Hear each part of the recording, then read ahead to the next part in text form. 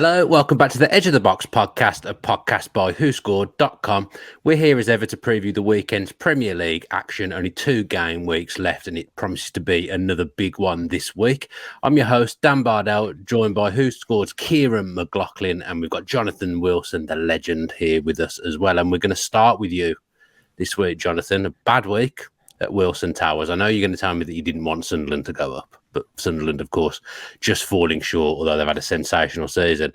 And then I was watching Ted Lasso yesterday, and Coach Beard's finally finished your book. He's reading something else now. Yeah, he's reading The Club by Josh Robinson and John Clegg, which is, it's nice for somebody else to get a look in. Yeah, I mean, you have had 3 series, to be fair. Yeah. And that book, the 4th edition of it, just to remind people, will be out with significant additions to the previous edition on June the 8th. So do look out for that. I did see a tweet go through yesterday, and just a quick word on Sunderland, just falling short, but a really good season still. Yeah, well, yes. I mean, it made no sense to in the playoffs. They failed to win 10 of the last 15 games of the season. The injuries they had, I mean, it's a very young squad anyway, but then key injuries. So they had no defenders left. I mean, literally no defenders. So playing a midfielder and a fullback and a converted winger as a back 3. They had one outfielder over 6 foot. The last 5 goals they conceded this season were all from corners, which is going to happen when you've got that lack of height. Had they gone up, they'd have got absolutely battered, I'm sure, without significant investment. Luton finished with 80 points, on the finish with 69. When the gap's as big as that, you can't begrudge Luton beating you in the playoffs. So, either they or Coventry. It's a miraculous story. It's 3 promotions in 5 seasons for both of them, whichever one goes up. You hope they can put up a fight, that they're not sort of that they don't sort of become whipping boys for the Premier League. But you do fear that. But for either of them just to get the Premier League money so they can rebuild and they can solidify their futures is a good thing. And it's an exciting journey, and they should enjoy it almost no matter what actually happens next season. Yeah, sensational from both sides. Obviously, Rob Edwards came in when our friend Nathan Jones went into Southampton, and I know a bit more about Coventry because obviously they're Midlands, but they've had a torrid time. Their fans with so much stuff with their club, so for them to be where they are is absolutely miraculous, as you say. Ciarán, been a bad few weeks for you as well since we last saw you. I don't want to dwell on it too much, but your beloved Arsenal, it's not been a good time, has it? But again, still a sensational season when you look at the face of it. Yeah, of course. I mean, it's progress. Under Arteta, we've gone from 8th to 5th to 2nd, and our points have gone up every year.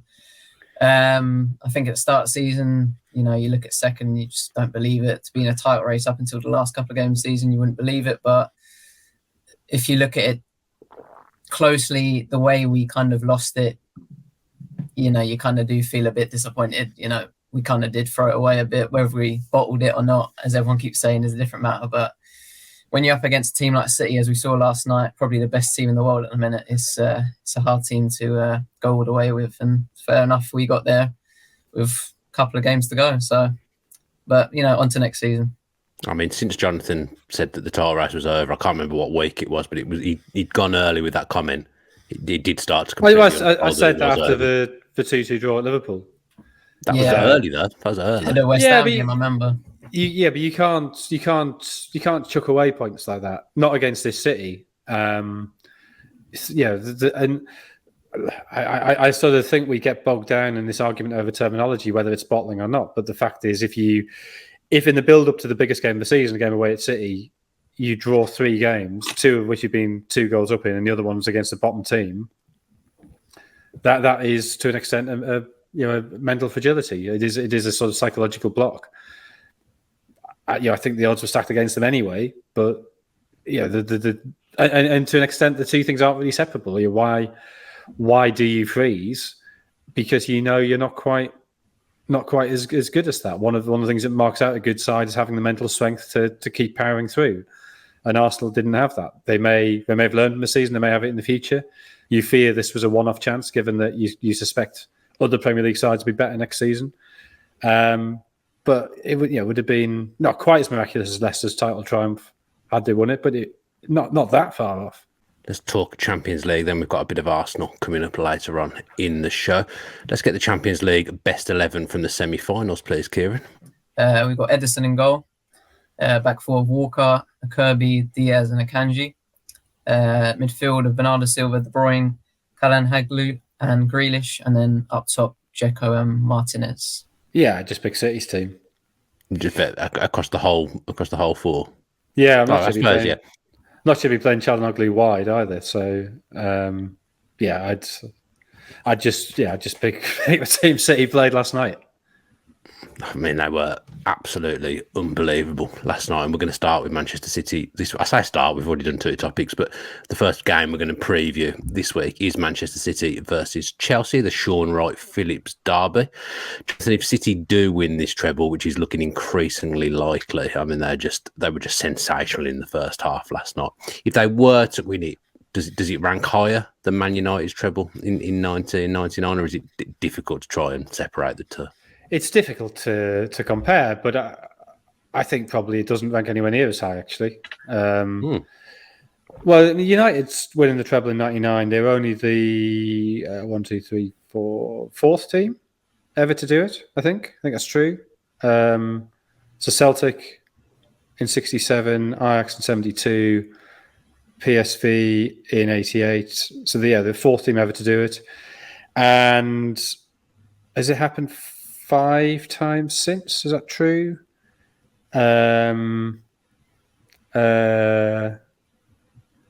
So Barca did it, Inter did it, Bayern did it, Barca did it, Bayern did it. So that's so 5 times since. So in the whole of there've been 44 years of European football, and when United became the 4th team to do it, in the 34 years since it's happened.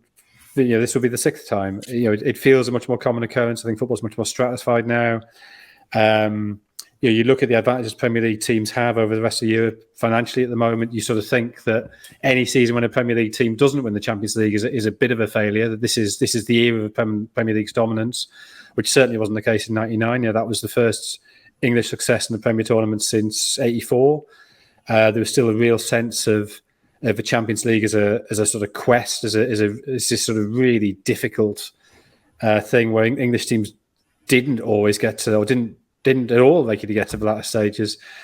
You think of the games they had on that run, coming from 2-0 down away to Juventus in the semi-final, the 2 amazing 3-3 draws against Barcelona in the group stage, the wins over whenever Inter in the quarterfinal. It was a series of enormous, epic games. So in that sense, that felt like a much bigger achievement. I guess you could flip that around and say that United that season only got 79 points, and City will obviously get way more than that. But that itself, I think, is a sign of how stretched football has become. I mean, if City do win the treble, who's the manager who stopped them doing a quadruple?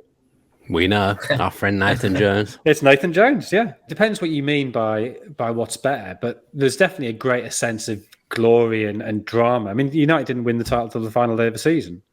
I mean, okay, I guess City theoretically go to the final day of the season, but I think it's pretty likely to be wrapped up this weekend. And the only reason it's gone on so long is that City had played fewer games than Arsenal for quite a long time.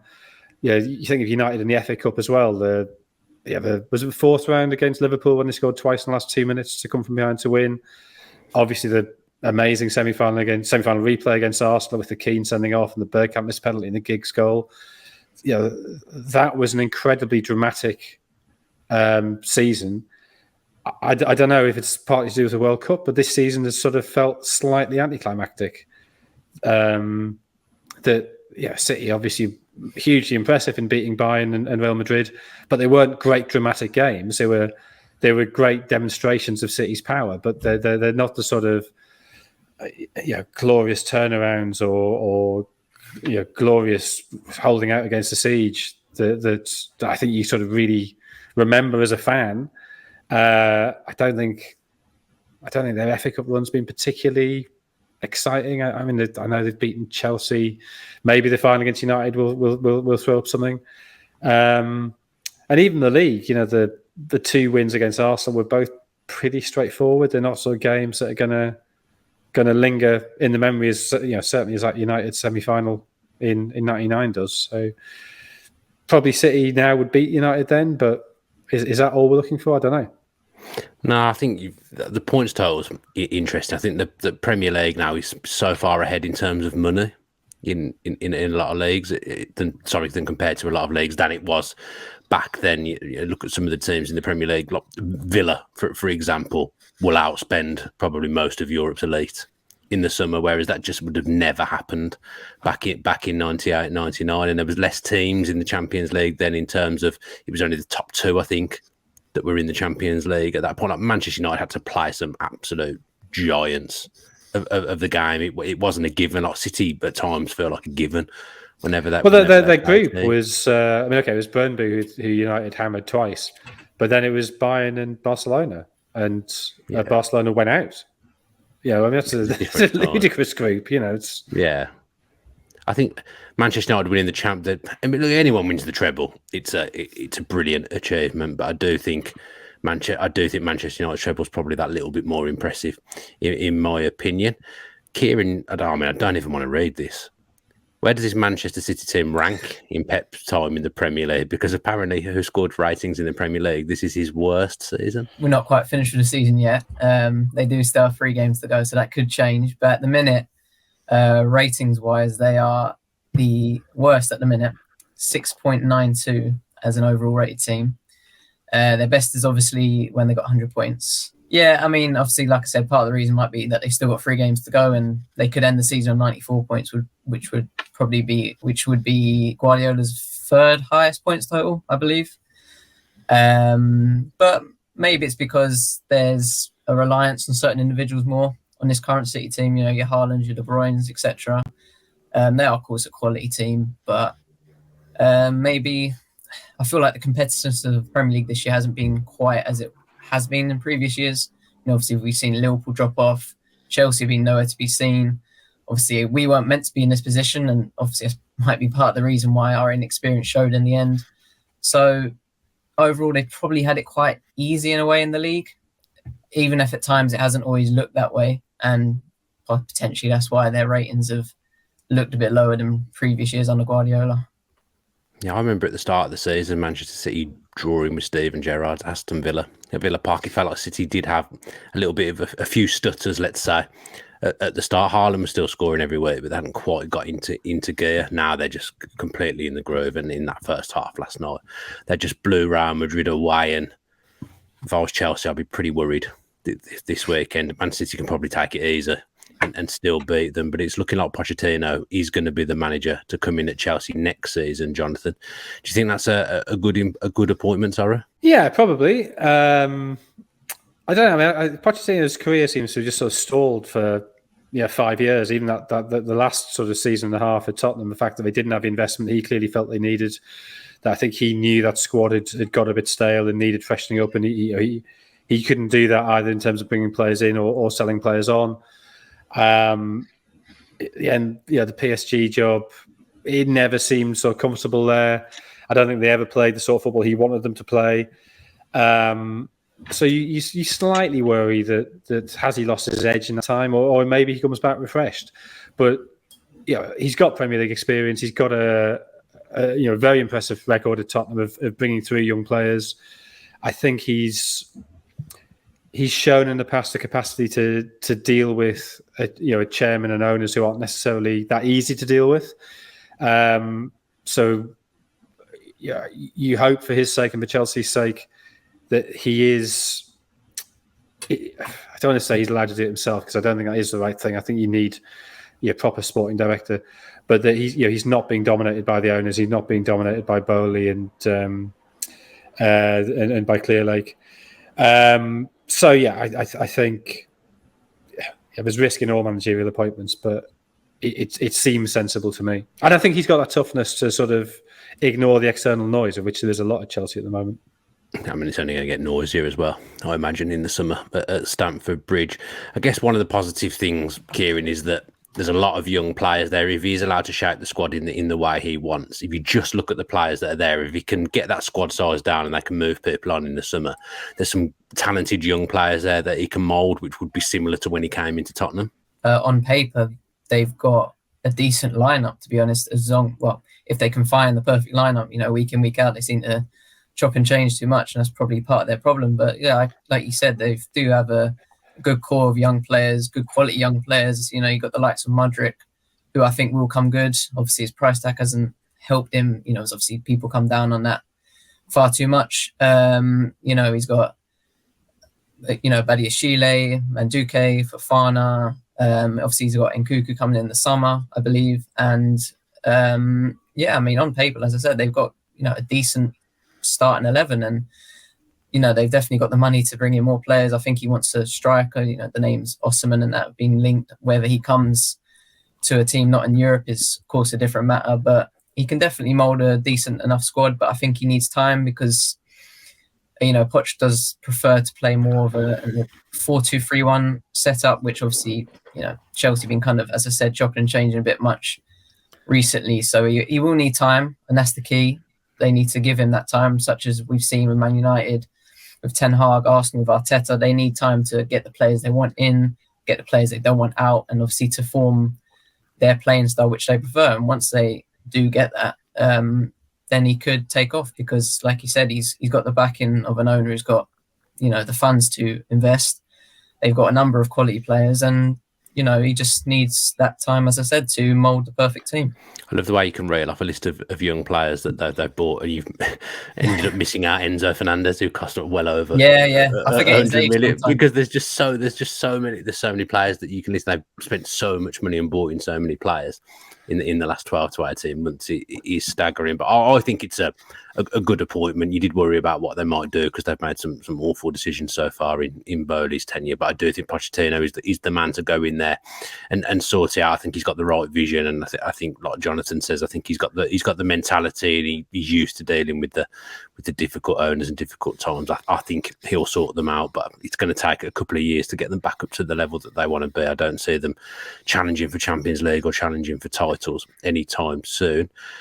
Amongst all those young players, Ciarán, there's Thiago Silva, who scored have as the 10th best ever Brazilian player in the Premier League. Is that correct? Well, since 2009-10, best of those players to make 75 plus appearances. Who's top of that? Let's have a guess. Jonathan, best ever Brazilian in the Premier League? Best Brazilian in the Premier League. Since 2009, 2010. Hang on, but hang on. That's not actually the question, is it? The question is by this algorithm. Yeah, best rated. Who's the best? So, I would say Fernandinho, I think. Or it might be a goalkeeper, actually. Alisson or Edison, maybe. Stupid Brazilian names keep coming into my head, like Juninho and Emerson. And that's not 2009, 2010. And even if we were going right back, they're not going to be top of that. I think you might like him, Dan. I might like it. Oh, it's Coutinho. Yeah. Jonathan's not happy with that. Well, he's not getting on my bench. Is Alisson in the top 10 out of interest? No. Oh dear. So it's another great day for the algorithm. It's really kind of covering itself in glory. I would guess Coutinho got a lot of goals and assists, probably more than any other Brazilian, and that's probably put him at the top of the list, hasn't it? Potentially, yeah. Potentially, yeah. That would be the guess. So who's the top five then? So Coutinho, Rafael, Firmino, Fernandinho, and then Gabriel Jesus. Rafael, the Manchester United fullback. Algorithm's a tough one, this. Is his birthday July the 9th? What a kind of a question is that? I'm pretty sure he shares the algorithm with Ashley Young and Tom Hanks. Does the algorithm take birthdays into account? And his twin brother, obviously, as well. How have we even got onto this? Well, we're covering up the algorithm's embarrassment, aren't we? That's what we're doing. Thiago Silva's 10th. I'm going to cover it for Ciarán's embarrassment in the script. Can he make a difference in this game? I'm not sure he's going to be able to stop. I'm not sure he'll even play. Would you play? As much as I love Thiago Silva, would you play him against this City machine, Jonathan? Would I do it? Maybe. Would Frank Lampard do it? Who knows? Anything could happen. Picking names out of a hat, Frank Lampard at the moment. Mendy just randomly being in goal last week. What was that all about? Why are they doing that? Look, if you're playing a back three, Thiago to sort of anchor that and direct it, you think might make some sense. Playing a back three just to get players around Haaland probably makes sense. Will he even play Haaland? Well, yeah, maybe not. Might not even play. Well, I don't know. Why would you not play him? Because there's plenty of time before the finals. So get the league title wrapped up, I guess, is the thing to do. Let him get some goals against soft opposition. Yeah, it's staggering that they are soft. But, if it's Alvarez, I'm sure he'd also get a load of goals. So, well, on Alvarez, he won the World Cup, didn't he? So he could be winning the World Cup and the treble. That's an unbelievable season to win the World Cup and win the treble. There's been 11 previous players who've won the World Cup and Champions League in the same season, or European Cup in the same season. Okay, interesting. You've come on. Obviously, it's slightly skewed because normally the World Cup comes a month after the Champions League, whereas this time it's so 7 of them are Bayern Munich players from 1974. Okay, I mean this season does feel like about 17 seasons rolled into one at times, especially with the World Cup throw there. It feels like it's gone on forever. I mean, we're on the combined 11 section now. I don't even need to ask Jonathan because it's just Man City's team. Yeah. And again, I dare to ask Ciarán, what's the ratio here? 3 to Chelsea, and then 8 to City. I can't even. Jonathan guessed the 3 with me. I can't even think who those 3 would be. Is Chilwell one? He's not fit, is he? He's injured. Chilwell's not one. I mean, I don't know. Does one of the centre backs sneak it somehow? 2 of them. 2 of them. So Thiago Silva and Badiashile? Fofana. Oh no! Don't put this on social, please. What's the team then, Ciarán? Right, so it's Kepa in goal, and then we've got a back 4. Kepa in goal. I didn't even register with me. I mean, he might not even play. Mendy might get picked instead. So, anyway, carry on. Go on. They're just picking names out of a hat at this point. Kepa in goal, and then it's a back 4: Stones, Fofana, Silva, and Ake. 3-man midfield: De Bruyne, Rodri, and Gundogan, and then a front 3 of Foden, Haaland, and Grealish. I'm quite surprised to see Foden in there as well. It doesn't feel like he's played that much, especially in the second half of the season. Let's not dwell on it. Obviously, we all love Who Scored to bits, but we can't be having any Chelsea players in that 11. They're 12th, aren't they? They're 12th. They're just having a terrible season. I can't. What's Kepa done to get out? What's the difference between Kepa and Ederson? Ederson, to be fair, has not had a great season. Ederson's been beaten by quite a high percentage of shots on target, hasn't he? But he's up against Kepa here. I mean, I'm presuming Kepa's been pretty busy. I've not watched Chelsea every week, but I think his save success rate is pretty good. Surprising. He had that great game away at Villa, didn't he? Earlier in the season. It was unbelievable. Yeah, of course he did. If it wasn't, Villa would already be in Europe if it wasn't for that guy. Kepa having the best game of his life, the only good game he's ever had in the Premier League. He got 48 points in the algorithm for that game alone. So maybe that's what's boosted it. Maybe that's what's boosted him up. An absolute, truly world class performance that day in his defence. Right, we're not dwelling on the combined 11. We're going to move on to the prediction segment. What are you going for, Jonathan? 2-0 to City. 2-0 to City. I'm going to go 4-0 to City. Ciarán? 3-0. 3-0 meets us in the middle. Right then, next it's the Nottingham Forest v Arsenal preview, the Ian Wright derby that we've got going on here. So we had Sean Wright-Phillips derby and the Ian Wright derby so far, keeping it topical, keeping the derbies together. We've already touched on Arsenal falling away a little bit, but Ciarán, I'll come to you first on this. I mean, again, I don't even like mentioning his name because I've literally zero respect for his football opinions. Piers Morgan tweeted a transfer list of who Arsenal should be buying, and I've got to say, how much money does he think they're going to spend in the summer? There's obviously a couple of players in there that will probably come that they would need and that would improve them, but his list was very extreme, and as I say, I just don't respect his football opinion at all. Yeah, it was a bit of a dream list. I saw that tweet. Like a child, I need this. Yeah. This is what I need for Christmas. That's literally what I used to be like when I was in school, writing out the lists in the summer about who we should buy, but no, I mean, obviously we do need investment. There's areas where we're definitely lacking quality, especially where we have injuries. Obviously, I don't need to say it with Saliba. It's obviously a clear area. But I don't think it's just a case of signing names to add depth. I think it's a case of signing players who fit a system. Because, Rob Holding might not be the greatest defender in the world, but he's not terrible. And I think the main reason we fell apart wasn't because he's an awful defender. It's because I just don't think he fits into Arteta's way of playing. He just clearly isn't comfortable playing out from the back. at times I was at the Sporting game, and you could tell he was just very nervous on the ball. So I think it's a case of, as I said, buying these kind of system players like we did last year with Zinchenko. Obviously, the likes of Tierney, and that seemed to be, potentially gone the exit door, maybe because he's more of a traditional fullback that doesn't fit in Arteta's mind. That's potentially why we're being linked with the likes of Cancelo. But yeah, we need investment, but then also on the pitch, I think we need more ruthlessness from Arteta. I think there's times in the season where his decision making has let him down.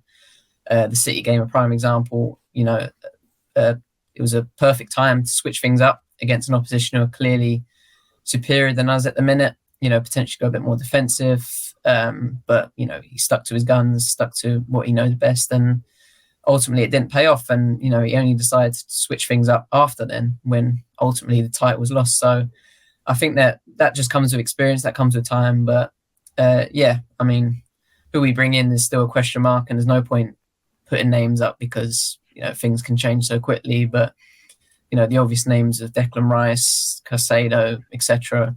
They're dream signings, but it's going to cost a lot of money alone for just them two. So it'll be interesting to see who we do end up signing. Yeah, but this is why Piers Morgan knows absolutely nothing about football. And has he not seen what's happened at Chelsea? You don't get better by just adding a load of players. You build gradually. So the young players that you've got there already will have another season's worth of experience that will make them better players. You don't get better by just then adding 6 or 7 players into the mix. You have to build gradually, which is, they got better last season because they didn't do that. They added to what they already had. And then the players that previously, Ødegaard's been sensational this season, but he wasn't as good the season before. He's got better.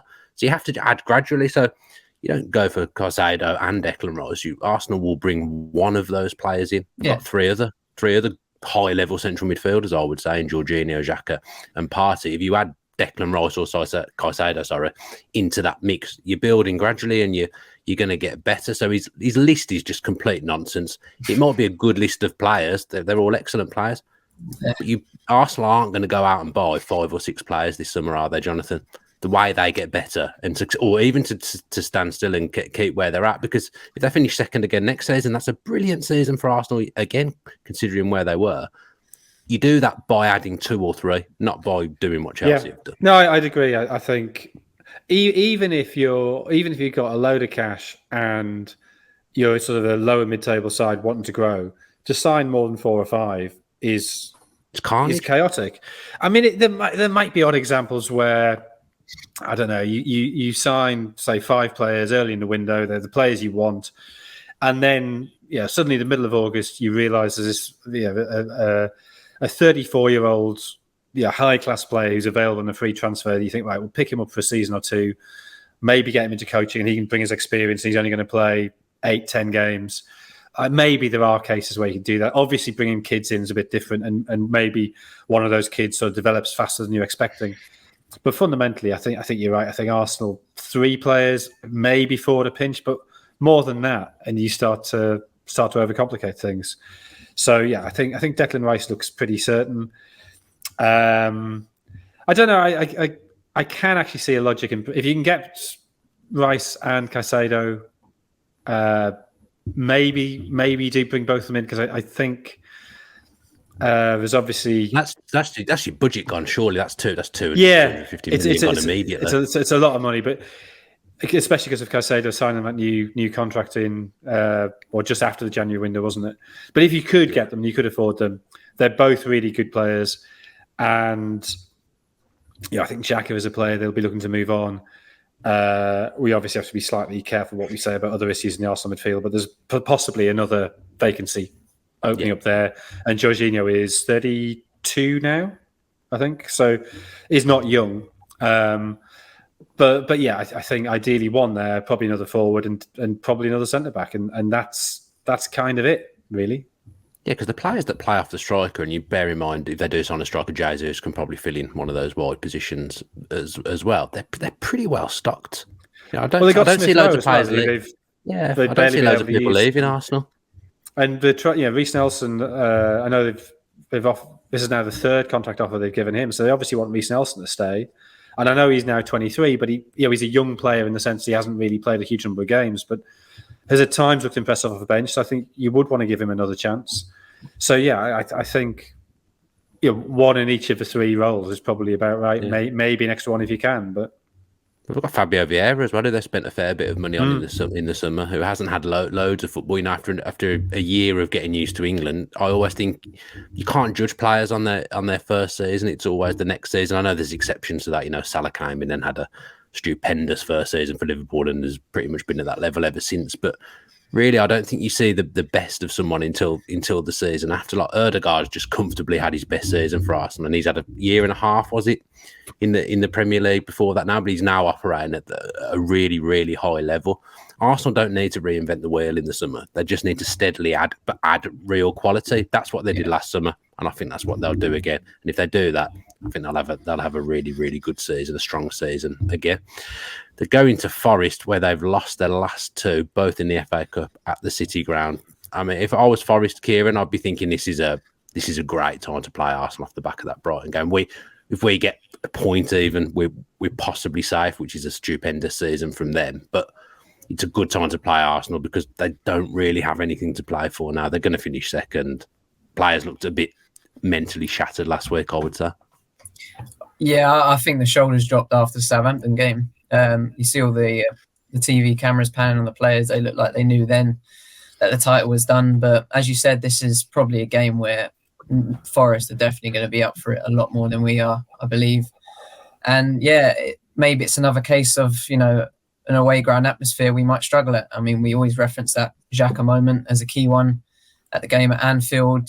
Could it be another case here that, the atmosphere, bigs up the home players to perform better and get under our skin a bit? I mean, and yeah, I just don't know if they're going to be really up for putting too much of an effort in here, because as you said, title's done. To be honest, you can't see City not getting what they need, like 2 points, I think, from possible 9. So yeah, it's going to be one of them ones where I think Forest are definitely going to be up for it more, and Arsenal may find themselves struggling. They probably already see the season is over and already seeing themselves getting ready for the next one, to be honest. Yeah, Forest have got an informed striker at the moment, Jonathan. I feel like this happens quite a lot in the relegation running at the end of the season. If you think back to Kevin Campbell in the 90s for Everton, a striker always comes from nowhere and gets the goals that keeps the team up, and that it feels a little bit what Awoniyi's doing at the moment. I mean, you really mean Connor Wickham, don't you? That's what you're actually talking about. There's always a striker who's barely scored through the whole season. I think there's other reasons for why Awoniyi hasn't scored, but they just come alive at the end of the season. I mean, he's had a lot of injury problems, but 4 goals in the last 2 games, having scored 4 goals in the rest of the season. But he's looked incredibly lively, and he's clearly playing with loads of confidence. So, yeah, Forest had a problem scoring goals, so to suddenly get somebody in form at this stage is critical. And this probably is a game that's, if it was a time to play Arsenal at home this season for Forest, this is probably the best time. This is going to be the least hard version of Arsenal you have to play. Given how bad Forest away form is, going to Palace on the final day, I don't know how testing that is, but given how poor their away form is, they probably want at least a point here, 3 points above relegation zone. So a point here, and that might be enough. So Awoniyi is he's obviously been a key part of the little surge they've had over the last couple of weeks, and if he can keep that going, well, great. How well do you think Forest have done this season? I actually think Steve Cooper's probably not getting the credit he deserves if they stay up. I think he's done exceptionally well to mould that squad together. Again, you look at the chaos at Chelsea and what's happened to them. The drop off, they were 3rd last season. They've gone to 12th. Forest have added more players into the mix than Chelsea have overall across the 2 windows, I think. And if they stay up, I think that's a huge achievement. Yeah, I mean, up to a point, the chaos was necessary chaos in that they had a lot of loan players that came up from nowhere through the playoffs last season, but they probably oversigned players they definitely did oversigne players in the summer. It was pretty hard to see a focus or a pattern to that. And then we've seen the pattern repeat, that Potter got them together. It's not Potter, sorry. Cooper got them together. They were looking great before the World Cup. And then they get another load of players in January and everything's put into chaos again. And again, slowly, he's managed to find a pattern there. So have they as a club done this particularly well? I'm not sure. Has he as a manager done things well? Yeah, absolutely. And I don't know. I don't know what happens next. I don't know whether they sign another sort of 8-10 players in the summer and it's chaos again, or whether they sort of think, yeah, this is it. We get rid of half a dozen and we maybe bring in one or two where we need extra bodies, where we need extra quality. And I don't know what he thinks, whether he sort of thinks, I can't cope with this chaos anymore. I've got to go somewhere a bit more, a bit calmer, a bit more secure. And yeah, say, I don't know, there's plenty of mid-table jobs that could become available either in the summer or sort of 3 or 4 months in the next season that maybe he might be looking to. I think he's an exceptional manager, Steve Cooper. And if you talk to people in football that have worked under him, they all rave about what a good coach he is and what a good person he is. I think he's dealt well with the hand he's been given. I mean, to have got them up in the first place was absolutely ridiculous. But if he keeps them there as well, the Forest fans absolutely adore Steve Cooper. So I think if Forest stay up, that's an amazing season for them, considering the chaos that's been the transfer windows and how many players have actually come in there. Unregistering players who they've signed in the summer window in January because I can't fit them in the squad. You know, he's had to amalgamate so much together. He deserves huge credit. Score predictions for Forest v Arsenal, Ciarán? I think 1-1. 1-1. Jonathan? Also 1-1. I'll go for 2-1 to Forest. I think Forest might beat them, unfortunately for you, Ciarán. The Quickfire previews is next, but we're recording this before West Ham's Europa Conference League semi-final. And, of course, Newcastle-Brighton is Thursday night as well. So bear that in mind when you're listening to what the guys have to say. Jonathan, it's Tottenham against Brentford for you. And as ever with Brentford, I've got absolutely no derby in mind whatsoever. So Tottenham v Brentford. Kind of meaningless game. This is one of the first of those sort of real end of season games and not a huge amount riding on it. I guess, Spurs getting into one of the lower European competitions. They're 7th. They're 9 points now off fourth with 2 games left. So obviously that's well gone. A point behind Brighton, who have 2 games in hand, but obviously one of those games is tonight. Level with Villa. The way it leads on the final day, they've only won over the last 6. So even though there's been a sense of things I've picked up on the Ryan Mason, it hasn't really been reflected in the results. Brentford are only 3 points behind Spurs. They're City on the final day, so this might be their last chance to get points. They've won 3 of the last 4 after a poor run where they only took 3 points from 6 games. Lloris, Bentancur, Sessegnon out for Tottenham. Dyer could return. Janssen Norgård out for Brentford. Tony could he could return, except he's now banned, doesn't he? But he should be fit for his ban at least. It was 2-2 at Brentford. I think Tottenham are going to win 1-0. Okay, I'll go for 1-1. Ciarán? Yeah, I think 1-1 too. 1-1 as well. Ciarán, your first game is Wolves v Everton, the Jolly and Lescott derby. So obviously it's a massive game for Everton in their bid to survive. Wolves don't have too much to fight for, but the fact it's their final home game. And they have won 3 and lost 3 in their last 6 fixtures in that exact order of 1 loss, 1 loss, 1 loss. Most recently losing to Man United, of course, in a 2-0 defeat last weekend. Their home record is 10th best in the league, having picked up 29 points from a possible 54. And 21 of those 29 points have come since Lopetegui took charge. Everton have only won 2 of their last 10 in the league after their 3-0 defeat to Man City. And away from home, their record is one of the worst. Only Nottingham Forest have picked up fewer wins on the road than the Toffees this season. So, of course, Everton need the win in their bid to survive. Obviously, other results could help them if they get the win here, but I do think it will end 1-1. I'm going to copy you, I think 1-1 for this one as well. Jonathan? Yeah. Snap 1-1. 1-1, 3 1-1s. Jonathan, you've got Bournemouth against Manchester United now, and I've got nothing in the Derby stakes again. Yeah, well, I do remember Bournemouth beat Manchester United in the FA Cup in '84. One of the first sort of big shocks I sort of remember as a kid. I think Harry Redknapp was the Bournemouth manager at the time. But that's not a derby. Sorry, that's just a... No, that doesn't help anyone. Just an old man wittering. Just an anecdote. Yeah. United going at this 4th, the level with Newcastle. Newcastle playing tonight, as we keep saying. Point clear of Liverpool, having played Liverpool who've played a game more. So yeah, United would really have to mess up. They've got this game, and then they've got home games against Chelsea and Fulham. So they should be able to get the 6 points they need to seal Champions League qualification. Having said that, they're really not playing well at the minute. They're sort of limping to the line with a load of injuries. They failed to score in 4 of the last 7. Rashford's purple patch seems to have ended, and that's sort of exposed, I think, the limitations elsewhere in the squad. Bournemouth, for their part, happily 14th, nothing to play for, and that's a sign of what a success they've been, particularly after the terrible start they had to the season. They're 8 points clear of relegation, so mathematically safe. They've lost to Chelsea and Crystal Palace in the last 2 games, which maybe is a sign that they have switched off. Martinez, Sabitzer out for United, doubts over Rashford, McTominay. Tavernier out for Bournemouth. It was 3-0 at Old Trafford, and I think United will win this 2-1. Yep, I think 2-1 as well. Ciarán? 2-0 Man United. 2-0 to Manchester United. I'm struggling with the derbies this week. I don't know whether it's the early record time, but I've got nothing for Fulham Palace either. Oh, there must be players who played for both. I know there must be, but I've not. Oh, I've got one. I think I've pulled one back from last season. Gabor Karaly, the goalkeeper in the Joggers. He played for both. That's as good as it gets from me. Did Andy Johnson ever play for Fulham? Yes, he did. That's a good one. Yeah, that's a good one. So Fulham, after 3 defeats in a row, made it back-to-back wins, following up a 5-3 win over Leicester with a 2-0 win over Southampton. But at Craven Cottage, they have lost 3 of their last 5 games on their home turf.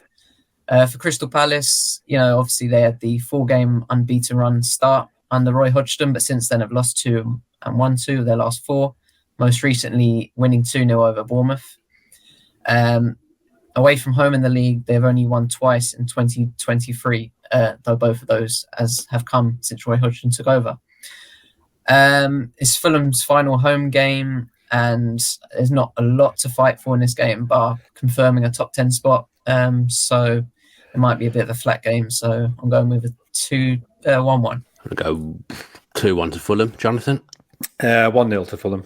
1-0 to Fulham. I mean, take your pick for derbies in this one. Liverpool v Aston Villa. I'm going to plump for the lesser-known Ali Sissoko derby. This does matter. A rare game that matters, and could be quite a good game, I think. Liverpool are 5th, point behind Newcastle and Manchester United, having played a game more than both, and 7 clear of Brighton, but they played 2 games more than Brighton. Brighton obviously playing Newcastle tonight, as we keep saying, so that will change. Villa a point further back in 8th, having played the same number of games as Liverpool. So Liverpool really need to win to have a chance of getting in the Champions League. For Villa, it's just about can they get into Europe and which of the lesser 2 competitions are they going to get into. Liverpool in great form at the moment. They've won 7 games in a row, partly a consequence of a relatively easy fixture list. 5 of those games have been won only by a single goal. So I'm not sure they're playing absolutely at their best. Villa, after a couple of defeats, beat Tottenham in their last game, so a sign of them coming back. They met on Boxing Day. Liverpool won 3-1 at Villa Park, maybe a bit forced to do so, but that was a decent game. Thiago and Bajcetic out for Liverpool, Keita, Firmino, and Darwin Nunez out. Coutinho out for Villa. I'm going to say Liverpool to win 2-0. I'm going, so Villa will probably lose. I want to go Liverpool 2. Villa 1, Villa just falling short. A bad time to play Liverpool, considering some of the downs they've had this season. And Villa have lost 4 in a row at Anfield as well, by the way. So, yeah, I'm going to go 2-1 to Liverpool. Ciarán? I think 2-1 as well. 2-1 to Liverpool. Ciarán, West Ham v Leeds need a derby quickly, and I've not got one. The Robbie Keane derby. West Ham have now come into this game having lost 4 of their last 5 in the league. Though, of course, they have pretty much confirmed their survival. It would take, of course, a massive goal swing to say otherwise. And, of course, potentially with concentration on the Conference League, which obviously they play tonight. But at home, they have won 4 of their 9 home games in the Premier League in 2023, though only 1 win in their last 4 at the Olympic Stadium in the Premier League. Leeds are now winless in 7, and, of course, in desperate need of the points to survive, and drew 2-2 last weekend with Newcastle, which puts even more pressure on them to get the win here. Only Forest have fewer points away from home in the Prem than Leeds this season. They do, of course, need the win, and it's going to be a difficult game for them and potentially might take advantage of West Ham's fatigue, depending on what team they put out tonight. So may sneak a 2-1 win, I think, for Leeds. Yeah, I think Leeds will win 2-0. I think Leeds will beat West Ham the weekend. Jonathan? 1-1. 1-1. Now it's time for Brighton v Southampton. There must be a peak Seaside player, but I haven't got one. No, nobody comes immediately to mind. Brighton, 7 points off Liverpool in 5th with 2 games in hand. They're 8 points behind Manchester United with a game in hand, and 8 points behind Newcastle with a game in hand, but they play Newcastle tonight, so they could close that gap to Newcastle to 5. So they do still have hopes of getting in the Europa League, if not necessarily the Champions League. And this really is a game that they ought to win. Southampton, down 8 points adrift. They've only taken 1 point from the last 8 games in a terrible mess. It does sometimes happen that relegated teams, once relegation is confirmed, sort of find the pressure is off and find a new way of playing. But I'd be surprised if that happened with Southampton. Brighton themselves, their recent form has been mixed. They beat Wolves 6-0. They beat Manchester United with that last minute penalty. Then lost 5-1 at home to Everton, but then were very, very impressive in winning 3-0 at Arsenal. They're without Lallana, March, Webster and Moda, Veltman and then Cisse both doubts. Pero, Balakocha, Livramento, Salisu, Larius and Adams all out for Southampton. I think Brighton to win 2-0. 4-1 to Brighton. Ciarán? I'm going to go 2-0. Southampton? Brighton. Oh, to Brighton. That's so. We finish with Newcastle v Leicester then, Ciarán, the Keith Gillespie derby. So prior to tonight's game, of course, Newcastle winless in 2 after their 2-2 draw with Leeds. As I said, prior to tonight, they were level with points with Man United. So, of course, the win is needed in their push to secure a Champions League place, especially with Liverpool on their tails.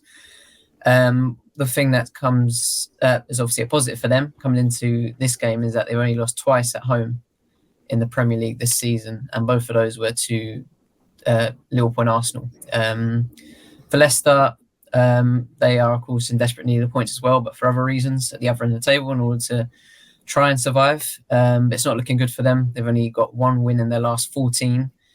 And away from home this season, they have lost 12 times and have let in 41 goals.